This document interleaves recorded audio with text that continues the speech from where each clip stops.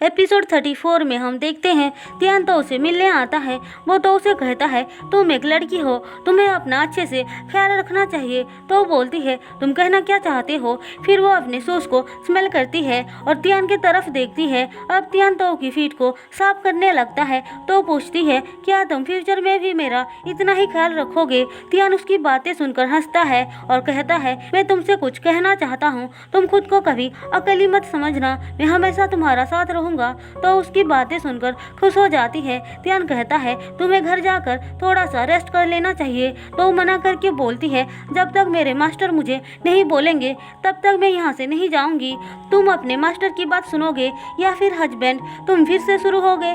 ठीक है, तुम एक काम करो, मैं यहाँ पे रुकता हूँ, तुम जाओ आराम करो। बिल्कुल नहीं, लीक्वान तुम्हारा बेस्ट फ्रेंड है, अगर उसने कहा कि वो अंदर जाना चाहता है तो तुम उसे छोड़ दोगे। क्या तुम अब भी उस पर यकीन नहीं करती हो। तो कहती है जब तक मुझे सच्चाई का पता नहीं चल जाता है तब तक मैं उस पर यकीन नहीं कर सकती हूँ। लेकिन तुम चिंता मत करो, मैंने रेबेका से बात कर ली है, हर 3 दिन में वो मेरी जगह पे आकर काम करेगी। अच्छा, तो तुम रेबेका पर ट्रस्ट कर सकती हो, लेकिन मुझ पे नहीं। तुम्हारा प्रॉब्लम क्या है, अब तुम रेबेका से भी जलने लग गए। मुझे पता है अगर रेबेका यहाँ पे रहेगी तो वो एक मक्खी को भी अंदर नहीं आने देगी। हम देखते हैं उन दोनों की बातें लिक्वान छुप कर सुन रहा था। वो तियान और तो की मस्ती देखकर वहाँ से चला जाता है। अब तियान तो उसे कहता है मैं तुमसे कुछ पूछना चाहता हूँ।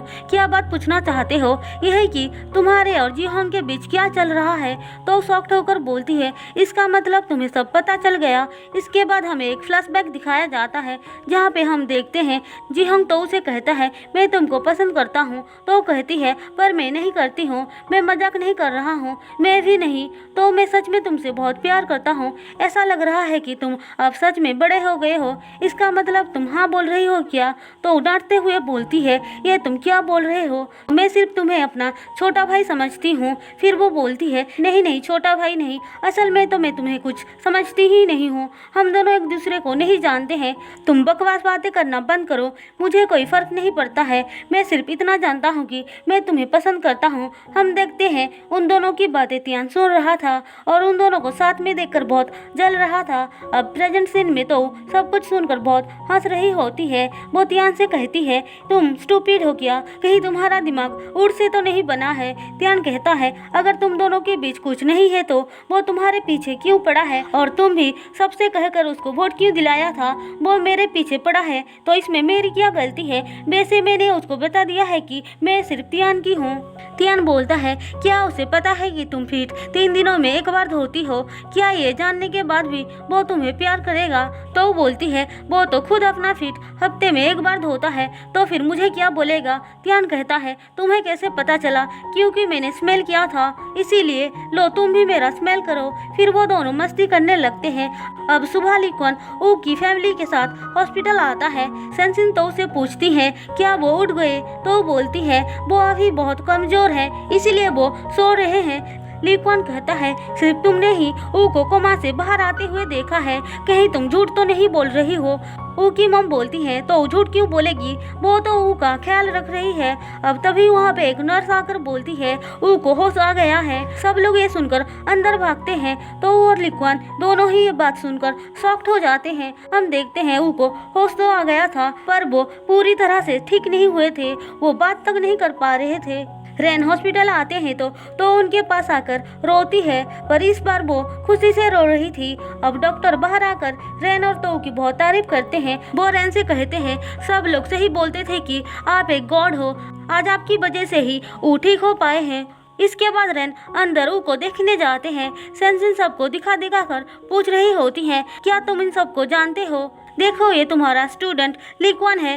वो उसको देखते हैं तो फिर से उनका ब्लड प्रेशर हाई हो जाता है। लिक्वान ये देखकर थोड़ा सा घबरा जाता है। अब सबके जाने के बाद वो नर्स को फोन करके बोलता है मैं तो का बॉयफ्रेंड हूँ, मैं उसके लिए खाना लेकर आया हूँ, पर गार्ड्स मुझे अंदर जाने नहीं दे रहे हैं, तुम तो को जाकर बोलो वो नीचे आकर खाना ले जाए। नर्स उसकी बात मानकर तो को जाकर बता देती है। तो बहुत खुश होकर बाहर चली आती है। उसके जाने के बाद लिक्वान ऊ के पास पास आता है। हम देखते हैं वो एक कपड़ा उठाकर ऊ के पास बढ़ने लगता है और कुछ मर्डर्स की सीन को याद करता है। अब वो ऊ के बहुत करीब आ जाता है और सीन यहीं पे कट होकर हमें तो को दिखाया जाता है। तो को याद आता है पिछली रात उसने किसी को छुपते हुए देखा था। इस बात को याद करके वो जल्दी से ही लिफ्ट को रोक कर बाहर चली आती है और तियान को फोन करके पूछती है, क्या तुम यहाँ पे आए हो? तियान नहीं बोलता है तो ये सुनकर जल्दी से ऊ को बचाने के लिए भागती है और बहुत मुश्किल से वो ऊ के पास पहुँचती है। वो लीक्वान को ऊ के पास देकर उसे खींचकर उसके पास से हटा देती है। वो लीक्वान से पूछती है, तुम यहाँ पे क्या करने आए हो? लीक्वान बोलता है, मैं सिर्फ उनका फेस साफ कर रहा था। तो उसे धक्का देकर बोलती है, मैं सब कुछ कर लूंगी, तुम यहाँ से चले जाओ। अच्छा तो फिर तुम अभी कहाँ थी? फिर वो उसको कुछ बातें सुनाने लगता है। तो कहती है, इसका मतलब वो तुम थे। तुम क्या बोल रही हो? मुझे कुछ समझ में नहीं आ रहा है। वो तो तुम्हें बाद में पता चल जाएगा, लेकिन अभी तुम यहाँ से चले जाओ। तभी वहाँ पे एक नर्स आकर पूछती है, तो सब कुछ ठीक तो है ना? मैंने अभी नर्स स्टेशन का अलार्म सुना। लीक्वान सब कुछ ठीक है बोलकर वहाँ से चला जाता है, लेकिन तो बेचारी रात भर सो नहीं पाती है। फिर सुबह सियान और बाकी स्टूडेंट्स ऊ को देखने आते हैं। तो कहती है, वो अभी पूरी तरह से ठीक नहीं हुए हैं, इतने सारे लोग क्यों आए हो? सियान कहता है, हमें लीक्वान ने बताया कि वो ठीक हो गए हैं, इसीलिए हम सब उनको देखने आए हैं। तो कहती है, ठीक है तुम लोग एक एक करके अंदर जाओ। फिर वहाँ पे सेंगसिन और लीक्वान भी आ जाते हैं। तो उससे पूछती है, तुमने सब लोगों को यहाँ पे क्यों बुलाया है? लीक्वान बोलता है, क्यों नहीं बुला सकता हूँ, वो लोग भी तो ऊ के स्टूडेंट्स हैं, क्या उनको हक नहीं है ऊ को देखने का? तो बोलती है, सब लोग अंदर जा सकते हैं पर तुम नहीं। मैं क्यों नहीं जा सकता हूँ? सेंसिन उन दोनों को ऐसे लड़ता हुआ देख पूछती है, तुम दोनों के बीच कुछ मिसअंडरस्टैंडिंग हो गया है क्या? लीक्वान बोलता है, तो सबके सामने दिखाना चाहती है कि वो एक महान लड़की है, इसीलिए मैंने जब उससे कहा मैं ऊ का ख्याल रखूंगा, उसने मना कर दिया ताकि उसका क्रेडिट मुझे ना मिल जाए। तो कहती है, मास्टर ने मुझसे कहा था ऊ का ख्याल रखने के लिए, इसीलिए मैं कर रही हूँ। तुम मेरे बारे में क्या सोच रहे हो? इससे मुझे कोई फर्क नहीं पड़ता है, मैं तुम्हें अंदर नहीं जाने दूंगी। सेंसिन कहती है, तुम्हें लीक्वान को अंदर जाने देना चाहिए। तो कहती है, लीक्वान कल रात को भी आया था ऊ को देखने, हम लोग लकी है कि वो अभी तक जिंदा है। लीक्वान बोलता है, तुम कहना क्या चाहती हो? तुम्हें बहुत अच्छे से पता होगा मैं क्या कहना चाहती हूँ। अब इसी बात पे उन दोनों के बीच आर्ग्यूमेंट स्टार्ट हो जाता है। लीक्वान कहता है, फेक तो तुम हो, इसीलिए तुम मुझे उसे मिलने नहीं दे रहे हो। तुम्हें डर है कि कहीं तुम्हारी सच्चाई सबके सामने ना आ जाए। फिर वो तो के बारे में गलत गलत बातें बोलने लगता है। तब तक तियान भी वहाँ पे आ गया था। वो लीक्वान को तो के इंसल्ट करता हुआ देख उस पर गुस्सा करता है। लीक्वान कहता है, तुम लोगों को तो की सच्चाई के बारे में पता नहीं है। ऐसा बोलकर वो तो के ओरिजिनल डॉक्यूमेंट्स को बाहर निकाल कर फेंक देता है, पर तो को डॉक्यूमेंट्स देखने के बाद भी यकीन नहीं होती है। इसीलिए वो लीक्वान से कहती है, मैं जियांग फैमिली से हूँ, मेरे मास्टर ने मुझे यही बताया था। तियान पूछता है, तुम्हें ये सब कहाँ से मिला? मुझे उन्हें दिया था और तो के बारे में सब कुछ बताया। तो को उसकी बातें सुनकर बहुत गुस्सा आता है, इसीलिए वो उसे मारने लगती है। बहुत मुश्किल से सब लोग उसको संभालते हैं। लीक्वान बोलता है, तुम एक जंगली लड़की के अलावा और कुछ नहीं हो, तुम्हें सक्सेसर बनने का कोई हक नहीं है। तभी रेन पीछे से आकर बोलते हैं, उसको हक है। उनको देखकर लीक्वान चुप हो जाता है। अब रेन सबके सामने बोलते हैं, तो जियांग फैमिली से नहीं है, लेकिन वो मेरी बेटी है। सब लोग ये सुनकर शॉक्ड हो जाते हैं। सॉन्ग कहती हैं, क्या बोला तुमने, जरा फिर से बोलना। यही कि तो मेरी बेटी है। सॉन्ग का तो ये सुनकर दिमाग खराब हो जाता है और वो गुस्से में वहाँ से चली जाती हैं। इसी के साथ एपिसोड 34 खत्म होता है।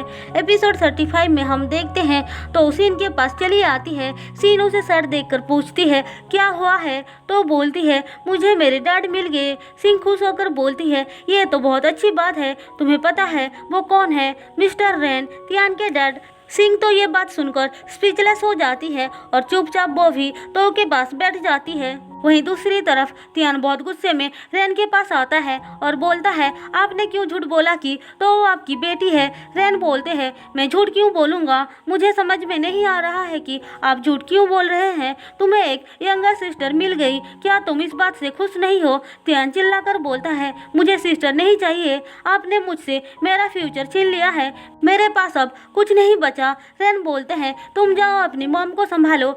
तियान बोलता है, आपको क्या लगता है आपने जो इतनी बड़ी गलती की है उसके लिए मॉम आपको माफ कर देंगे? फिर वो रैन को बहुत बातें सुनाता है और बाहर आकर पागलों की तरह घूमने लगता है। उस बेचारे को ये बर्दाश्त नहीं हो रहा था कि वो जिस लड़की को वाइफ बनाना चाहता था वो उसकी सिस्टर निकली। वो तो को बार बार फोन करता है पर वो फोन रिसीव नहीं करती है।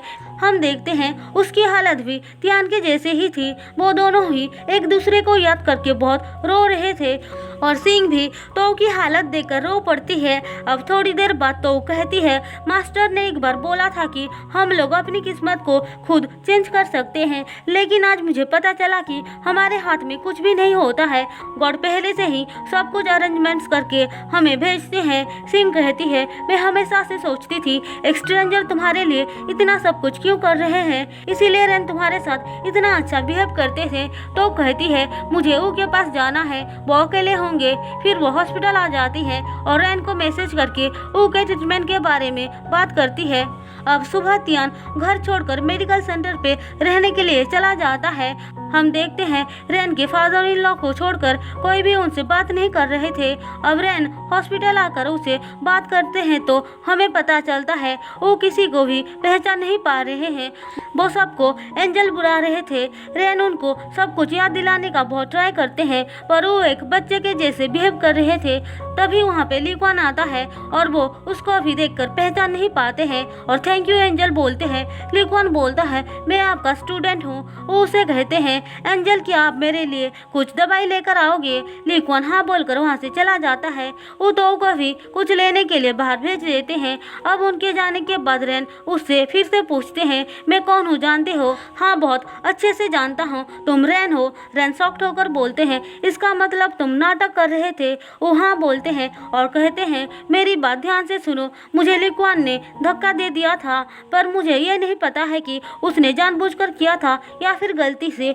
वो एक दिन मेरे पास कार्ड और कुछ फाइल्स को लेकर आया था, लगता है उसने वो कार्ड अपने पास रख लिया है। वो ये भी बता देते हैं कि ली क्वान उनको मारने का ट्राई कर रहा था। अब हमें उस दिन का फ्लैशबैक दिखाया जाता है जिस दिन लियान को मारने आया था, लेकिन वो उनको मार नहीं पाता है। उसे रियलाइज होता है कि वो बहुत बड़ी गलती करने जा रहा था, इसीलिए रोते हुए खुद को थप्पड़ मारता है। वो सब कुछ देख रहे थे पर वो कुछ बोल नहीं पा रहे थे। सब कुछ बताने के बाद वो रैन से पूछते हैं, हमें उसके साथ क्या करना चाहिए? अगर पुलिस को सब कुछ बताएंगे तो उसकी लाइफ बर्बाद हो जाएगी, तुम ही बताओ क्या करें? रैन बोलते हैं, दुनिया में हर किसी से गलती होता है, ली क्वान ने भी की है। अब ये हमारी जिम्मेदारी है कि हम उसे उसकी गलती का एहसास दिलाकर सही रास्ते पे लाए। वो एक बुरा लड़का नहीं है। वो बोलते हैं, ठीक है तब तक मैं अपना ड्रामा चालू रखूंगा।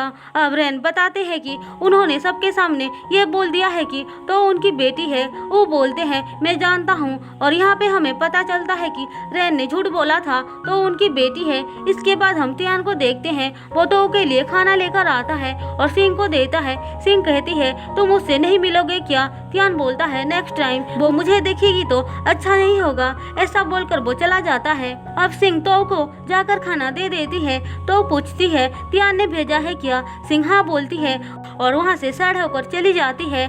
उसके जाने के बाद तो खाना खाते हुए तियान के बारे में याद करके रोने लगती है। हम देखते हैं तो को देखकर तियान भी रो रहा था। असल में तो वो वहाँ से गया ही नहीं था, वो छुप कर तो को देख रहा था। वो दोनों ही एक दूसरे को याद करके बहुत रो रहे थे। इसी के साथ एपिसोड 35 खत्म होता है। दोस्तों अगर आपको मेरी एक्सप्लेनेशन पसंद आई हो तो चैनल को सब्सक्राइब और वीडियो को लाइक जरूर कर देना।